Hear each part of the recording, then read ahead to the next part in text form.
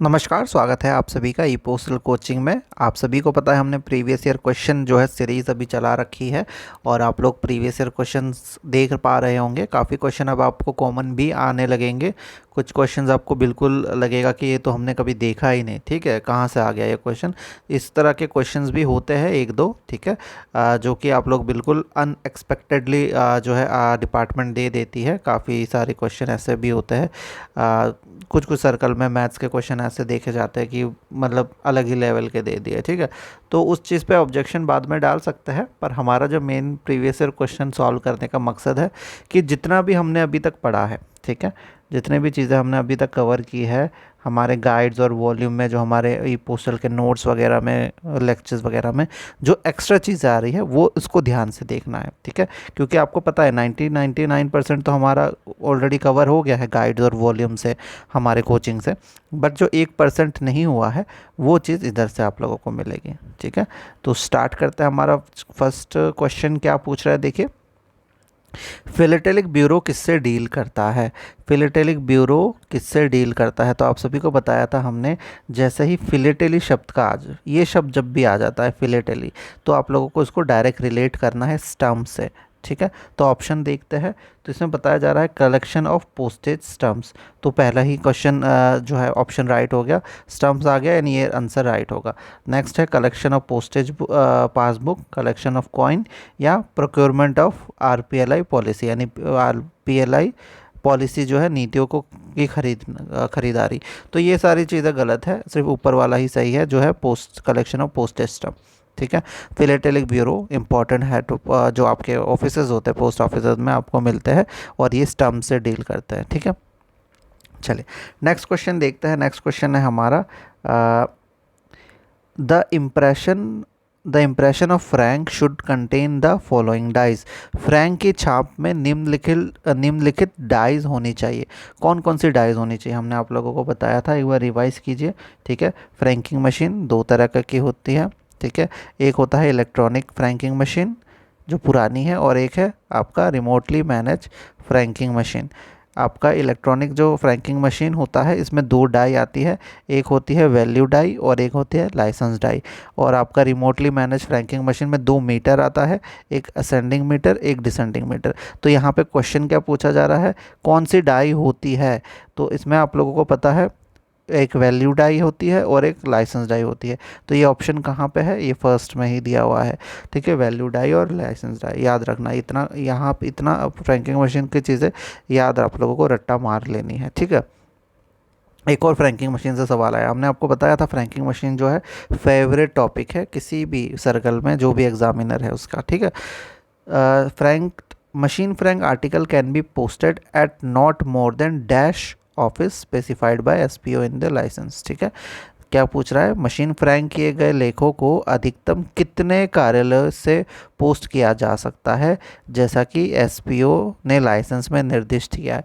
पहली चीज़ तो आप देखिए क्वेश्चन में एक और चीज़ इन्होंने इन्फॉर्मेशन दे दी है कि जो मशीन फ्रैंक का जो है आर्टिकल्स होता है, उसका जो लाइसेंस होता है वो कौन देता है, एसपीओ, ठीक है। तो ये चीज़ भी आपने याद रखनी है। फ्रैंकिंग मशीन के तीन लाइसेंस होते हैं, एक इंडिविजुअल, एक कमर्शियल और एक डिपार्टमेंटल। इंडिविजुअल और कमर्शियल जो पब्लिक के लिए होता है वो एसएसपी जो है लाइसेंस जारी करता है।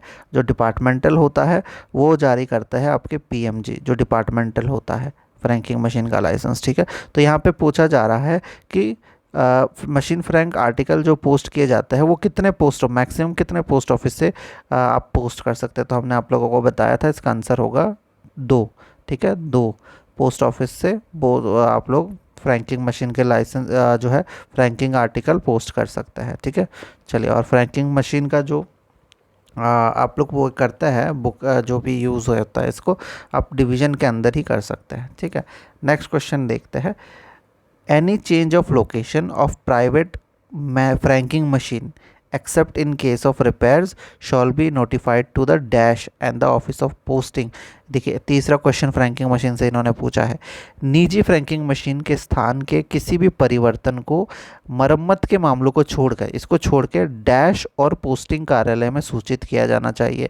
इनमें से किसको बताना चाहिए जब भी हमें प्राइवेट जो फ्रैंकिंग मशीन होती है उसको उसका लोकेशन चेंज करना है, तो किसको बताना चाहिए? एक तो इन्होंने बता दिया कि ऑफिस ऑफ पोस्टिंग को तो बताना ही है, ठीक है, यानी जहाँ से बुकिंग, जहाँ से ये छापा जा रहा है ऑफिस ऑफ पोस्टिंग को बताना है, पर साथ में और किसको बताना है? तो आप सभी को पता है इसको division, head of the division यानी एसपी एसएसपी को बताना होता है, ठीक है। तो ये हो जाएगा आपका हेड ऑफ द डिवीज़न, ठीक है। चलिए, तो ये चीज़ आपने याद रखनी है जब भी लोकेशन चेंज करना है फ्रैंकिंग मशीन का, तो एक तो ऑफिस ऑफ पोस्टिंग और दूसरा हेड ऑफ द डिवीज़न को बताना है, ठीक है। ये कहाँ से पूछा गया है? ये आपका फ्रैंकिंग मशीन पीओ गाइड 1 से पूछा गया है, ठीक है। चलिए नेक्स्ट क्वेश्चन देखते हैं, which of the following statement are true, ठीक है। अब 4 स्टेटमेंट है, बड़े बड़े स्टेटमेंट है, लेकिन घबराना नहीं है, एकदम शांति से पढ़ना है, समझना है चीज़ों को, ठीक है।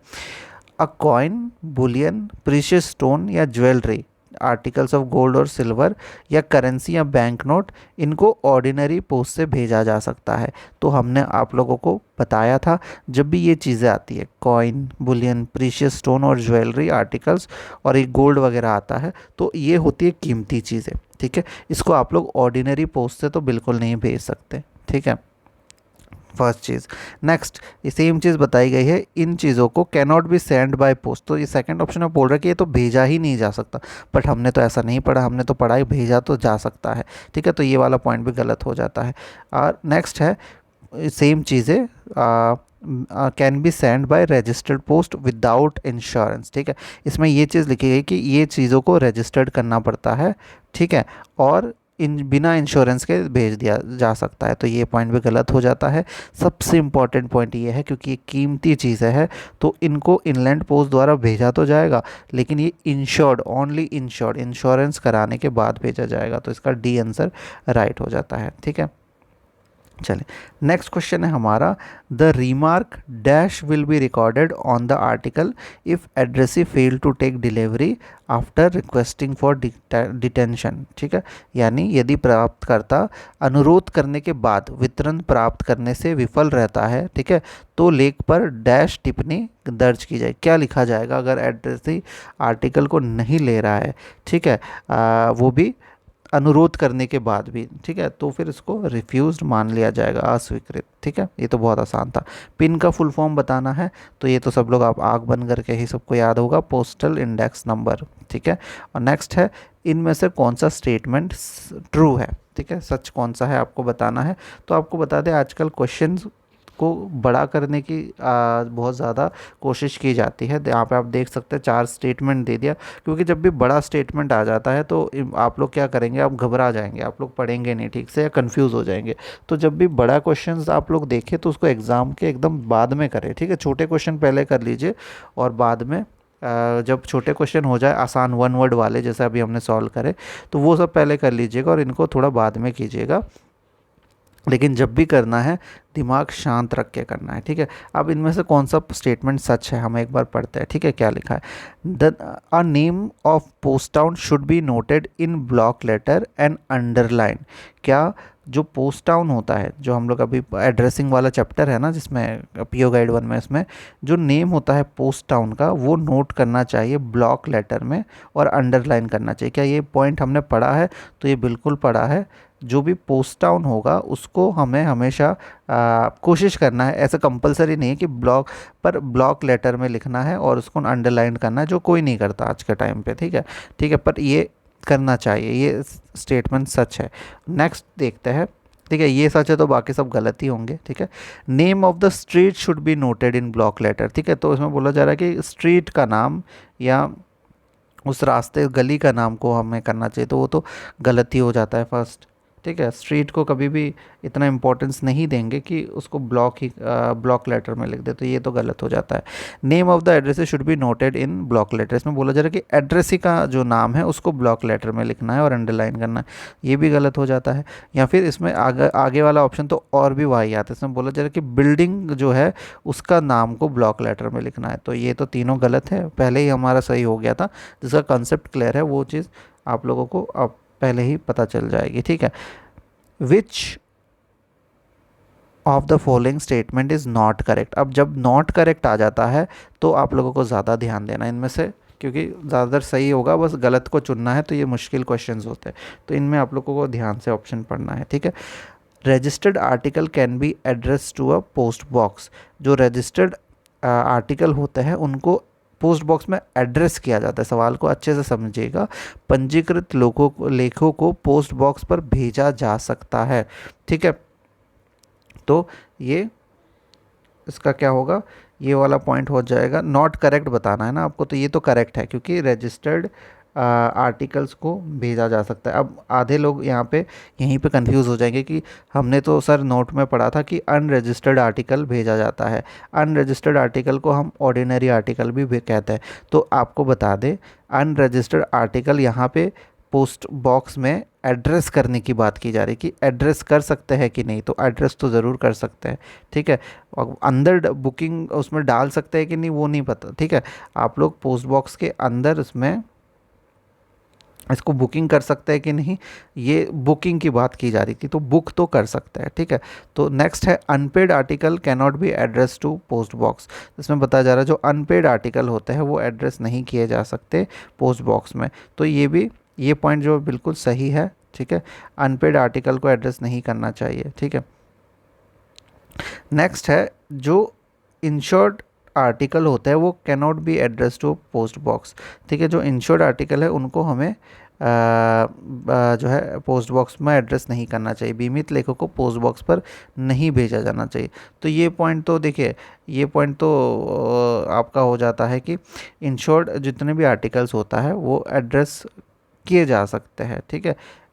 वो जो है एड्रेस नहीं किए जा सकते हैं इंश्योर्ड आर्टिकल, एक बार हम एक उसका कंसेप्ट, तो ये ऑप्शन सही से समझते हैं पहले, ठीक है। इसमें बताया जा रहा है जो इंश्योर्ड आर्टिकल है वो एड्रेस नहीं किए जा सकते पोस्ट बॉक्स में, तो ये पॉइंट बिल्कुल गलत है क्योंकि इंश्योर्ड आर्टिकल को भेजा जा सकता है। Fully prepaid ordinary letter can be address to post box, तो ये भी सही हो जाएगा, हमने बताया ही था। फुल्ली प्रीपेड ऑर्डिनरी यानी अनरजिस्टर्ड आर्टिकल जो लेटर्स होते हैं लेटर मेल के उनको एड्रेस किया जाता है, ठीक है। इसमें कंफ्यूज नहीं होता है, इसका कंसेप्ट आपको अभी हम समझा देते हैं, ठीक है। ध्यान से देखिएगा, कोई भी रजिस्टर्ड आर्टिकल, ठीक है,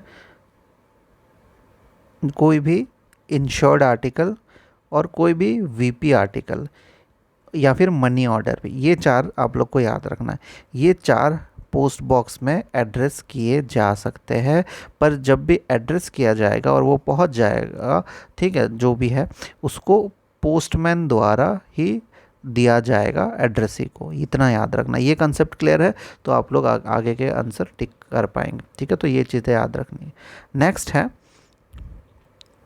on which part of the postal article the name and the address of the sender including pin should be appear, ठीक है। ये हो गया हमारा आर्टिकल, पोस्टल आर्टिकल। इसमें बोला जा रहा है इस आर्टिकल के कौन से पार्ट में हम सेंडर का नाम और एड्रेस लिखेंगे, तो सेंडर और का नाम और एड्रेस आपको पता ही है, एक तो ये नीचे तरफ लिखा जाता है और ये लोअर लेफ्ट हैंड कॉर्नर में, यानी यहाँ लिखा जाएगा किसका नाम, जो सेंडर है जिसने भेजा है, ठीक है। तो ये चीज़ इस कॉर्नर में लिखी जानी चाहिए, ठीक है। वैसे अभी तो कोई मतलब नहीं है, कोई कहीं पे भी लिख देता है। OIGS का फुल फॉर्म बताना है तो ये तो बहुत आसान है, ऑन इंडिया गवर्नमेंट सर्विस, तो ये कहाँ पे है, ये है यहाँ पे डी, ठीक है। चलिए, विच of the following does not come under the purview of prohibited postal article, एक और बड़ा जो है स्टेटमेंट्स का क्वेश्चन आ गया। अब आपको बताना है निम्नलिखित में से कौन सा प्रतिबंधित डाक लेखों के अंतर्गत नहीं आता है, ठीक है। तो इस फर्स्ट ऑप्शन देखते हैं, anything which is sent in contravention to any enactment of the time being in force, यानी किसी भी वर्तमान में लागू अधिनियम का उल्लंघन करने वाले कोई भी चीज़ हम नहीं भेज सकते। बिल्कुल सही है, इसको नहीं भेज सकते। ठीक ठीक है, ये चीज़ें प्रोहिबिट होती है।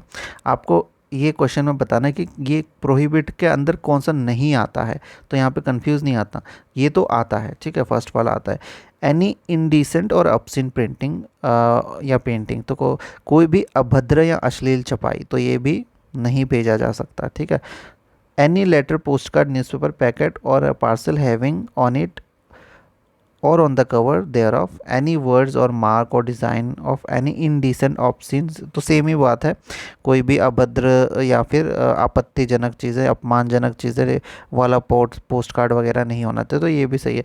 ये तीनों ही जो है प्रोहिबिटेड आर्टिकल्स में आता है, प्रोहिबिटेड पोस्टल आर्टिकल्स में आता है। तो सिंपल सी बात है, जो फोर्थ पॉइंट है वही इसका राइट आंसर होगा। पोस्टिंग ऑफ राखी, रक्षाबंधन जो है ऑर्डिनरी पोस्ट, ये तो प्रोहिबिटेड हो ही नहीं सकता, ये इसमें प्रोहिबिशन का तो कुछ नहीं है, तो ये इसका राइट आंसर हो जाएगा, क्योंकि ये चीज़ प्रोहिबिटेड आर्टिकल्स में नहीं आती। ठीक है, चलिए नेक्स्ट है, what is the maximum sum assured limit for the procurement of postal life insurance. बीमित आपका पोस्टल लाइफ इंश्योरेंस जो है, इसमें खरीद के लिए अधिकतम बीमित राशि की सीमा क्या है, तो ये सिंपल सी बात है, 50 लाख रुपए है। ठीक है, आरपीएलआई में मैक्सिमम 10 लाख होता है। What is the maximum age limit to subscribe for Atal pension Yojana, तो अटल पेंशन आपके देखिए 3 जन सुरक्षा के स्कीम्स हैं, तीनों को आप लोगों को तीनों का एज वगैरह याद कर लेना, अटल पेंशन योजना और बाकी जो जीवन ज्योति वगैरह वगैरह है, तीनों को अच्छे से एज वगैरह याद करके जाना। हम लोग भी पोस्टर बना के सिंपलीफाइड करके आपको दे चुके हैं। ठीक है, तो इसका हो जाएगा बी 40 ईयर्स। नेक्स्ट है the minimum amount payable for getting My Stamp by corporate customer without discount is dash, यानी कि माई स्टम्प प्राप्त करने के लिए कॉरपोरेट ग्राहक, ठीक है, नॉर्मल ग्राहक नहीं, जो कंपनी वाले लोग हैं या बड़े बिजनेसमैन हैं, ग्राहकों के लिए बिना छूट दिए गए न्यूनतम राशि डैश है। तो पहले तो आपको माई स्टम्प समझना होगा, क्योंकि ये बहुत इंपॉर्टेंट टॉपिक है। तो माई स्टम्प के बारे में आपको बता दें, माई स्टम्प होता है एक तरह से पर्सनलाइज्ड जो होता है, व्यक्तिगत। ठीक है, अगर आपको मन है कि पोस्टेज स्टम्प जो है डाक टिकट में आपका फ़ोटो आ जाए या आपकी कंपनी का लोगो आ जाए, तो उसको हम कहेंगे माई स्टम्प की कैटेगरी में डाल देंगे। वो पर्सनलाइज एक शीट होता है, पोस्टेज स्टम्प ही होते हैं इसमें। ठीक है, डाक टिकट होता है तो उसका एक प्रॉपर शीट होता है, इस शीट को हम माई स्टम्प कहते हैं। इसमें आप अपना फ़ोटो या अपने कंपनी का फ़ोटो डाल सकते हैं। ठीक है, एक क्वेश्चन यहाँ से बहुत इंपॉर्टेंट ये आता है कि ये माई स्टम्प की शुरुआत कहाँ हुई थी या फिर किस इवेंट में इसकी शुरुआत की गई थी, तो इसका आंसर हो जाएगा इंडीपैक्स 2011 में इसकी शुरुआत की गई थी। ठीक है, ये हो गया। अब ये जो शीट है हमने बताया, इस शीट में आपको याद रखना, इस शीट में 12 स्टम्प रहते हैं, 12 डाक टिकट रहते हैं। ठीक है, एक का रेट होता है 5 रुपये, तो इस हिसाब से ये पूरा शीट जो होता है 300 रुपये का, 300 रुपये का बनता है। ठीक है, तो ये तो हो गया हमारे जनरल पब्लिक अगर करवाना चाहे अपने शक्ल के या अपने भाई बंधु की, तो ये करवा सकते हैं। बट ये जो कॉरपोरेट कस्टमर्स होते हैं ना, उनके लिए थोड़ा सा डिपार्टमेंट ने कहा है कि हमें, आप बड़े कंपनी वगैरह हो, बिज़नेस वो हो, तो फिर आप हमें थोड़ा सा ज़्यादा बिज़नेस दो। ठीक है, थोड़ा ज़्यादा का ही आप लोगों को ऑर्डर देना पड़ेगा। अब ये कितना है, ये है आपका मिनिमम 5,000 शीट का आपको ऑर्डर देना पड़ेगा। अब ये 5,000 जो शीट होता है, अब इसका अगर आप रेट निकालेंगे, एक का अगर 300 होता है, ठीक है, तो ये हो जाएगा आपका 15 लाख रुपए। ठीक है, कम नहीं है, बहुत ज़्यादा, 15 लाख रुपए। ठीक है, तो ये 5,000 इंटू 300 कितना, 15 लाख रुपए। तो जो मिनिमम अमाउंट पेबल है माई स्टम्प के लिए कॉरपोरेट कस्टमर का, अगर हम डिस्काउंट नहीं जोड़े तो 15 लाख है। तो इसका राइट आंसर हम देखते हैं, तो यहाँ पे आप देख सकते हैं ए 15 लाख हो जाएगा। अब अगर हम क्वेश्चन में ये आ गया कि डिस्काउंट के साथ बताओ, तो इसको आपको याद रखना है, डिस्काउंट इसका 20% अभी करेंटली दिया जा रहा है। तो 20% अगर हम निकाल लेते हैं, तो ये जो 15 लाख का अमाउंट है, अगर इसमें 20% दे दे तो ये 12 लाख हो जाता है। ठीक है, तो फिर इसका आंसर 12 लाख होगा डिस्काउंट के साथ। बट विदाउट डिस्काउंट अगर बोला गया है तो फिर 15 लाख। चलिए नेक्स्ट क्वेश्चन देखते हैं। Which of the following statement is not correct in respect of business parcel service. अब इसमें भी याद रखना है, नॉट करेक्ट बताया। ठीक है, पिकअप फैसिलिटी अवेलेबल है फ्रॉम द कस्टमर प्रीमिसेस यानी ग्राहक के परिसर से पिकअप फैसिलिटी अवेलेबल है, तो ये तो अवेलेबल है, ठीक है। मैक्सिमम वेट जो है वो 35 किलो का होता है बिजनेस पार्सल का, तो ये भी सही है। स्पीड पोस्ट पार्सल, ईएमएस का स्पीड पोस्ट पार्सल यानी जो इंटरनेशनल वाला होता है, सबका 35 किलो होता है, बिजनेस पार्सल का भी 35 किलो है, ठीक है। अगर क्वेश्चन ये पूछा जाए, वैसे तो कम ही पूछा जाता है, पीएसए में ज़्यादा पूछा जाता है, अगर फॉरेन कंट्री में किसी पार्सल को एड्रेस किया गया हो और उसका जनरल मैक्सिमम वेट कितना होना चाहिए, जनरल जो एक्सेप्टेड होता है सामान्य तौर पे, तो वो 20 केजी है, बाकी सब 35 किलो है, याद रखिएगा, ठीक है। तो इसके 2 पॉइंट सही हो गए। Maximum limit of cash on delivery is available up to 50,000, तो ये पॉइंट भी सही है। और तो इसका जो है राइट आंसर हो जाएगा डी, ठीक है। नॉट बोला था तो इसका डी हो जाएगा। जो बोल रहा है कि compulsory coverage of insurance is necessary for business parcel, तो क्या कंपलसरी इंश्योरेंस ज़रूरी है, तो ये गलत है। कंपलसरी ज़रूरत नहीं है, करवाना है तो करवा सकते हैं, ठीक है, मतलब वो नहीं है कि थोप दिया, ठीक है। The change in revision of interest rate of small savings schemes are being notified on dash basis, लघु बचत योजनाएं जो है स्मॉल सेविंग स्कीम, इसका ब्याज दरों का बदलाव या संशोधन डैश आधार पर अधिसूचित किए जाते हैं, वार्षिक, अर्धवार्षिक, त्रैमासिक या मासिक, ठीक है, ईयरली, हाफ ईयरली, क्वार्टरली या मंथली। तो ये तो बिल्कुल आसान क्वेश्चन है। इंटरेस्ट रेट आप सभी को पता है हर 4 महीने में अपडेट या चेंज वगैरह किया जाता है, तो है ना, नोटिफाई किया जाता है, तो ये क्वार्टरली इसका आंसर हो जाएगा, ठीक है। What is the tariff for local speed post article booked up to 50 grams, तो स्पीड पोस्ट आर्टिकल का जो है आप लोग इंडिया पोस्ट की वेबसाइट में ज़रूर पढ़ के जाइएगा। एक तो इसमें बहुत ज़्यादा क्वेश्चन यहाँ से आता है कि आप लोगों का डिस्काउंट स्ट्रक्चर, ठीक है, डिस्काउंट स्ट्रक्चर आपको याद करके जाना है।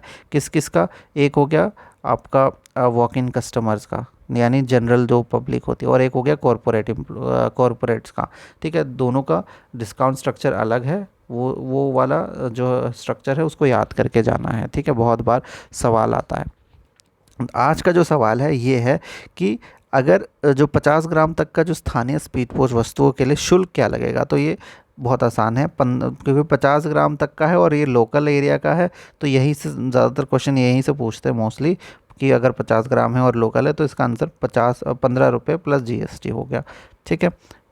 नेक्स्ट है a branch of RMS where closed bag are received and dispatched.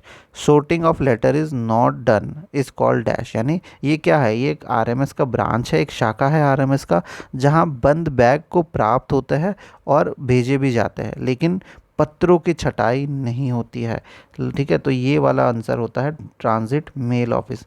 ये लोग बैग को क्लोज भी करेंगे और बैग जो जो क्लोज बैग होता है उसको रिसीव भी करेंगे और इसको डिस्पैच भी करेंगे, लेकिन इन लोग लेटर के साथ कोई छेड़खानी या सॉर्टिंग नहीं करता है, ठीक है। तो ये हो गया।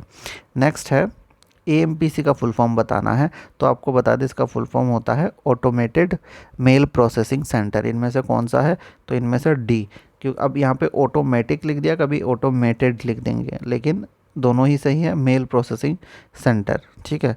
चलिए, मेल ऑफिस में सीआरसी क्या होता है, देखिए वो तो फुल फॉर्म से यहाँ से 3 क्वेश्चन इस पेपर में आए हैं, फ्रैंकिंग मशीन से 3 क्वेश्चन आए हैं, ठीक है। सीआरसी मतलब होता है कंप्यूटराइज रजिस्ट्रेशन सेंटर, ठीक है। रिटर्न लेटर ऑफिस कहाँ पे होता है, तो ये होता है हेडक्वार्टर पोस्टल सर्कल के, ठीक है, ये तो आप लोगों को पता ही है। नेक्स्ट है ए ऑर्डर कौन जारी करता है, तो हमने आपको बताया था 2 तरीके के ऑर्डर बहुत इंपॉर्टेंट है, एक ए ऑर्डर, एक बी ऑर्डर, ठीक है। ए ऑर्डर में होता है सॉर्टिंग लिस्ट में कोई भी बदलाव है, और अगर बी ऑर्डर में होता है कुछ भी सबऑर्डिनेट्स को, ठीक है, कोई ऑर्डर देना है, कुछ काम वगैरह चेंज करवाना है, तो ये होता है सबऑर्डिनेट को कोई भी ऑर्डर देना, ठीक है, गाइडेंस से रिलेटेड कोई गाइड करना। अब ये ए और बी दोनों ही superintendent of railway mail service करवाते हैं, ठीक है, तो इसका बी आंसर होगा सुपरिटेंडेंट ऑफ सीनियर, और सीनियर सुपरिटेंडेंट भी करवा सकते, दोनों में से कोई, ठीक है। चलिए, डीएम और एसएल का फुल फॉर्म बताना है। एक है डिस्ट्रिक्ट मेल और स्टेशन लेवल, तो इस ऐसा टर्म हमने नहीं पढ़ा। ड्यू मेल और सॉर्टिंग लिस्ट, हाँ ये हो सकता है। डिवीज़न मेल और सॉर्टिंग लिस्ट, तो डिवीज़न मेल तो ऐसा कुछ नहीं होता, सॉर्टिंग लिस्ट तो होता है, ठीक है, तो ये भी गलत हो जाएगा। ड्यू मेल या स्टेशन लिस्ट, तो आपको बता दें सॉर्टिंग लिस्ट और ड्यू मेल सबसे सही है यहाँ पे, तो इसका आंसर हो जाएगा बी, ठीक है। चलिए, नेक्स्ट है यहाँ पे इंपॉर्टेंट क्वेश्चन देखिए, service post card M26A which are employed for the purpose of determining the relative advantage of alternative mail routes or the cause of detention of article are called as. ठीक है, आप question देख के तो आधे लोग डर गए होंगे भाई ये क्या ही लिख दिया, पर इसका बहुत ही एक सिंपल सा आंसर है और ये सब पोस्टल मैनुअल वॉल्यूम 5 से पूछा जा रहा है। पहले क्वेश्चन में क्या हिंदी में समझते हैं। ठीक है, सेवा पोस्ट कार्ड जो कि M26A कहलाता है, जो वैकल्पिक मेल मार्गों को सापेक्ष लाभ या लेखों के हिरासत में रखने के कारण का निर्धारण करने के उद्देश्य से उपयोग किए जाते हैं, उन्हें डैश कहा जाता है। ठीक है, फर्स्टली क्वेश्चन को अब तोड़ेंगे। ठीक है, क्वेश्चन को जब बड़ा क्वेश्चन आता है तो उसको तोड़ेंगे। यहाँ पे बात की जा रही है सर्विस पोस्ट कार्ड की। अब इसका नंबर भी बहुत इंपॉर्टेंट है, ये भी याद रखना है आपने, M26A। ठीक है, इसकी बात हो रही है। अब ये किस लिए बोला जा रहा है, which are employed for the purpose of determining relative advantage. ठीक है, एडवांटेज पता करना है। एडवांटेज किस चीज़ का, मेल रूट का एडवांटेज। हमने आपको जब बोला था अगर एडवांटेज शब्द आ जाए या मोस्ट या फेवरेबल शब्द आए इसका, और इसमें बोला जा रहा है कि मेल रूट ढूंढना है। ठीक है, रूट ढूंढना है किस कैसे चले जाए कि जल्दी पहुँचे, तो आपका सीधा आंसर होना चाहिए ट्रायल कार्ड। ठीक है, जब भी क्वेश्चन में पूछा जा रहा है कि तुम ये बताओ कि मोस्ट फेवरेबल, या फिर इस क्वेश्चन में जैसे पूछ लिया कि एडवांटेज मेल रूट ढूंढने के लिए जब भी किसी चीज़ को भेजा जाता है, नॉर्मली सर्विस पोस्ट कार्ड को भेजा जाता है, तो उसको हम वैसा डेफिनेशन क्या, उसका नाम क्या रखा है, तो उसका नाम है ट्रायल कार्ड्स। ठीक है, तो ये चीज़ आप लोगों ने आंसर रखना है। आप यहाँ से क्या क्या क्वेश्चन बनते हैं हम आपको बता देते हैं। सबसे पहला क्वेश्चन यहाँ पे ये बनेगा, एक तो आपने अभी देख लिया। दूसरा टाइप का जो क्वेश्चन यहाँ से पूछा जाता है कि ये जो ट्रायल कार्ड होता है वो होता क्या है, तो ऑप्शन 4 दे देंगे। तो ये क्या होता है, ये सर्विस यानी सेवा डाक टिकट होता है। ठीक है, नेक्स्ट क्वेश्चन यहाँ से बनता है, ये जो ट्रायल कार्ड है इसका फॉर्म नंबर क्या है, तो आपको याद रखना है M26A, इस चीज़ में इसको तैयार किया जाता है। ठीक है, तीसरा क्वेश्चन ये आता है कि ट्रायल कार्ड का डेफिनेशन नीचे लिखा रहता है, आपको बताना, स्टेटमेंट में दे देता है। तो सिंपल सी बात है, जो मोस्ट फेवरेबल होता है या फिर जो अल्टरनेटिव या एडवांटेज रूट ढूंढता है। ठीक है, यानी मेल वैकल्पिक मेल मार्गों के सापेक्ष लाभ ढूंढता है कि कौन सा कैसे भेजे कि वो आर्टिकल जल्दी भेजे। तो ये टेस्ट करने के लिए एक तरह का प्रोसेस होता है। ठीक है, चलिए नेक्स्ट है हमारा नाइट पोस्ट ऑफिस का फुल फॉर्म बताना है, तो ये हो जाएगा आपका B। ठीक है, total number of postal circle, ये तो आग बंद करके आप लोग कर सकते हैं, ये आसान क्वेश्चन है। ये वन वर्ड वाले जो क्वेश्चन आंसर होते हैं ना, इनको आप लोगों को पहले ही कर लेना है। ठीक है, branch offices are normally open up to hours per day. ठीक है, शाखा डाकघर सामान्यतः प्रतिदिन डैश घंटे तक होते हैं। तो इसमें 4 ऑप्शन हैं, इनमें से हम देख सकते हैं कि 4 आवर्स सबसे सही लग रहा है। ठीक है, तो जो ब्रांच पोस्ट ऑफिस है नॉर्मली 4 घंटे के लिए खोला जाता है। अगर इसमें 5th भी होता ऑप्शन में, ठीक है, तो इसमें कन्फ्यूजन हो जाता, लेकिन इसमें क्योंकि कन्फ्यूज़न है ही नहीं, 5 को रखा ही नहीं गया, क्योंकि मोस्टली अभी जितने भी पोस्ट ऑफिस है वो 4 घंटे वाले ही है। ठीक है, अगर 5 होता तो क्वेश्चन भी इसमें बदला जाता कि मैक्सिमम कितना घंटा खोला जा सकता है और मिनिमम कितना घंटा। ठीक है, चलिए नेक्स्ट है, which of the following statement is true in respect of railway mail service. अब ट्रू बताना है, यानी कौन सा सही है वो बताना है। ठीक है, तो फर्स्ट ऑप्शन इसमें क्या है, it provide saving bank service. क्या सेविंग बैंक सर्विस देता है रेलवे मेल सर्विस, तो ये तो नहीं देता, इनका तो काम कुछ और ही है। ठीक है, it provide railway tickets to booking facility. ठीक है, इसमें बताया जा रहा है ये रेलवे टिकट की बुकिंग सुविधा प्रदान करते, तो ये भी काम रेलवे मेल सर्विस का नहीं है। नेक्स्ट इसमें बताया जा रहा है it provide booking facility for registered article. तो याद कीजिए हम जब बिजनेस आवर्स पढ़ रहे थे PO गाइड 1 में, तो इसमें बताया था कि जो आपका रेलवे मेल सर्विस होता है उसमें बुक आर्टिकल को जो है बुक हम कर सकते हैं, रजिस्टर्ड आर्टिकल को, तो ये पॉइंट इसका सही हो जाता है। और नेक्स्ट है इट प्रोवाइड आधार इनरोलमेंट, तो ये भी नहीं है, तो इसका आंसर C हो जाएगा। ठीक है, चलिए नेक्स्ट क्वेश्चन है हमारा, which of the following can not be used as payment of postage. निम्नलिखित में से कौन सा डाक भुगतान के रूप में उपयोग नहीं किया जा सकता, रेवेन्यू स्टम्प, तो बिल्कुल भी नहीं किया जा सकता, फर्स्ट में ही आ गया। ठीक है, सर्विस टर्म को कर सकते हैं बिल्कुल। ठीक है, सेवा टिकट को करते हैं, गवर्नमेंट एम्प्लॉयज़ करते हैं। इम्प्रेशन ऑफ फ्रैंकिंग मशीन, तो फ्रैंकिंग मशीन वाला तो एक तरह का पोस्टेज टर्म ही होता है, बस प्रिंट वो आता है मशीन से, और पोस्टेज टर्म तो होता ही है। ठीक है, तो इसका रेवेन्यू स्टर्म आंसर हो जाएगा। ठीक है, जीके के एक दो क्वेश्चन देख लेते हैं। Which of the following documentary won the Oscar award 2023? कौन से डॉक्यूमेंट्री ने जीता था 2023 का ऑस्कर अवार्ड? तो इसको उस टाइम पे तो चलो एलिफेंट विस्परर ने जीता था, काफ़ी शोर हाल अभी हुआ था, पर आपके टाइम पे कौन जीत रहा है, या इसमें आप लोगों को दो तीन चीज़ें आप लोगों को ध्यान रखनी है। अगर आपका एग्ज़ाम जिस भी साल में है, ठीक है, XYZ जिस भी ईयर में है, उस साल कोई इम्पॉर्टेंट वर्ल्ड कप वगैरह हुआ कि नहीं स्पोर्ट्स में, ठीक है, क्रिकेट का, फुटबॉल का, और कौन जीता वो। ठीक है, ये चीज़ आप लोग को याद रखनी है। दूसरी चीज़, इस तरह के जो ऑस्कर अवार्ड होते हैं या नेशनल अवार्ड होते हैं, इनका भी आप लोगों को ध्यान रखना है। ठीक है, कि कौन सा हुआ और कौन जीता, ये जो दो तीन चीज़ें आप लोगों को याद रखनी है। ठीक है, चले नेक्स्ट है आपका, in which year Shri Bhupen Hazarika was conferred with prestigious Bharat Ratna? ठीक है, श्री भूपेन हजारिका को प्रतिष्ठित भारत रत्न पुरस्कार किस वर्ष में प्रदान किया गया था? तो ये मोस्टली आंसर नहीं दे पाएंगे, इसका आंसर है 2019 वैसे। ठीक है, which of the following famous movement of Indian freedom struggle took place in 1942? ये रिपीटेड क्वेश्चन है। भारतीय स्वतंत्र संग्राम में कौन सा प्रसिद्ध आंदोलन 1942 में हुआ था? तो इसका आंसर है क्विट इंडिया मूवमेंट, भारत छोड़ो आंदोलन हुआ था। ठीक है, आगे आगे देखते हैं। एक क्वेश्चन आया है और ये आपके इथिक्स से है। ठीक है, इथिक्स और मोरल स्टडी से। इमेजिन कीजिए you are attending to a payment money order. ठीक है, you are attending to a payment money order in your beat. ठीक है, आप पोस्टमैन हैं। ठीक है, आप पोस्टमैन हैं या कोई भी पोस्टल एम्प्लॉय है, आप मनी ऑर्डर का जो है पेमेंट दे रहे हैं किसी एजेड वुमेन को। ठीक है, अब ये जो औरत है, बूढ़ी औरत जो है, वो आपको 10 रुपये टिप देती है। ठीक है, और टिप देना चाहती है। ठीक है, क्योंकि उसका आप लोग ओल्ड एज पेंशन जो है वो लेके आए मनी ऑर्डर के रूप में, तो वो आपको 10 रुपये देना चाहता है। तो इस कंडीशन में, सिचुएशन में आपको क्या करना चाहिए? फर्स्ट ऑप्शन, आप ये पैसे ले लो, ये जो 10 रुपये दे रही है जो भी औरत है, बूढ़ी औरत, क्या आप वो 10 रुपये ले सकते हो और उसको शुक्रिया कर सकते हो? तो ये पॉइंट तो गलत हो जाता है इथिक्स के अकॉर्डिंग। ठीक है, नॉर्मली आप शायद ले भी लो, पर इथिक्स ये नहीं कहता कि आप लोगों को लेनी चाहिए उनसे। ठीक है, और पोस्ट ऑफिस के रूल्स के अकॉर्डिंग भी। नेक्स्ट इसमें बोला जा रहा है कि आप पैसे को एक्सेप्ट कर लो और रिसीप्ट जारी कर दो कि आपने पैसे ले लिया, तो ये ऐसा भी कुछ रूल नहीं है।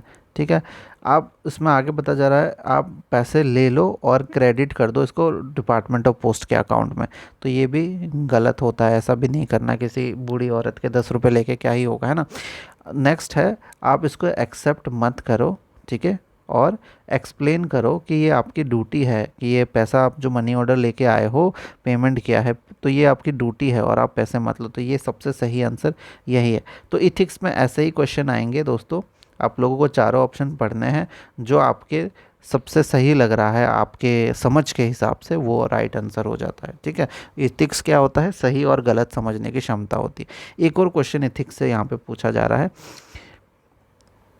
Imagine that you are attending clearance of letterbox in your office, and while clearing the letterbox, you find the currency note of 500 in letterbox. What should be your response to the situation? ठीक है, कल्पना करें कि आप अपने कार्यालय के letter box में सफाई कर रहे हैं या क्लियर कर रहे हैं ना, और लेटर बॉक्स साफ करते समय आपको लेटर बॉक्स में 500 रुपये का नोट मिलता है। ऐसी स्थिति में आपकी प्रतिक्रिया क्या होनी चाहिए? ठीक है, फर्स्ट ऑप्शन है कि आप उसको हैंड ओवर कर दो पोस्ट मास्टर को और ये क्रेडिट हो जाए डिपार्टमेंट के अकाउंट में 500 रुपये जो मिले हैं। ठीक है, या आप उसको पर्सनल अपने यूज़ के लिए रख लो। तो ये तो कहीं से भी सही नहीं लग रहा है, ये गलत है।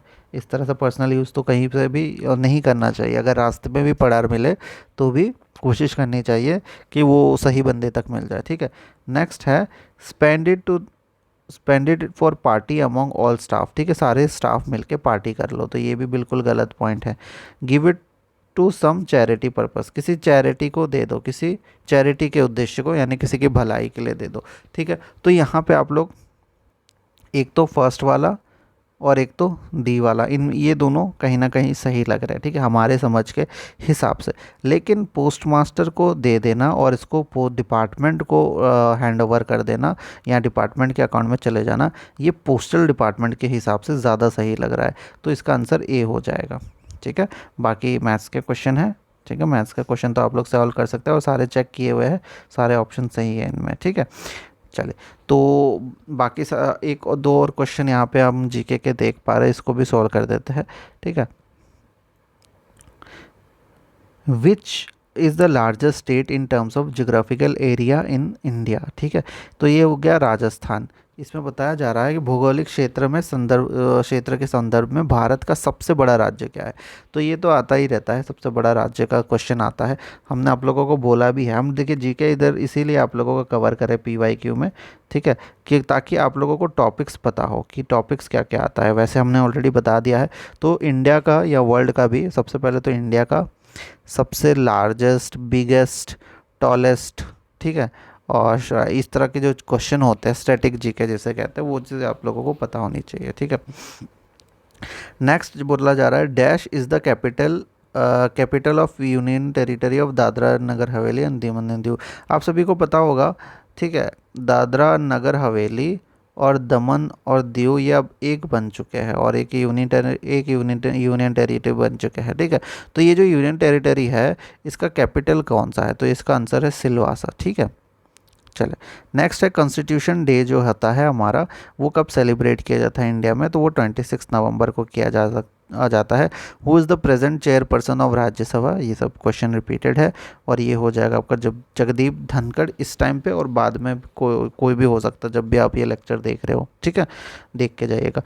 स्वीटी बोरा जो है, स्वीटी बोरा जिन्होंने गोल्ड मेडल लाया था वर्ल्ड चैम्पियनशिप 2023 में, वो किस इवेंट में लाया था, तो ये होगा आपका बॉक्सिंग में, ठीक है। तो ये हो गया आपका प्रीवियस ईयर क्वेश्चन। इस तरह से बहुत सारे प्रीवियस ईयर क्वेश्चन हम सॉल्व करने वाले हैं और अब क्वेश्चन धीरे धीरे जैसे जैसे सॉल्व करेंगे आप देखेंगे कॉमन आने लगेंगे, ठीक है। तो डरना नहीं है क्वेश्चन पेपर को, शांति से एकदम जब भी स्टेटमेंट्स बड़े आ जाए तो आप लोगों को और ज़्यादा दिमाग को शांत कर लेना है ताकि वो अच्छे से पढ़ सके। और वन वर्ड वाले तो फटाक से जो भी कॉन्सेप्ट क्लियर है मारना है, ठीक है, तुक्के नहीं मार के। तुक्के वालों को भी एकदम लास्ट में रख देना, जिसका कॉन्सेप्ट क्लियर है पहले उसको टिक करो, फिर आपके स्टेटमेंट वालों को टिक करो और इसके बाद आपका जो तुक्का लगाना है वो एंड में लगा सकते हैं, ठीक है। चलिए, धन्यवाद।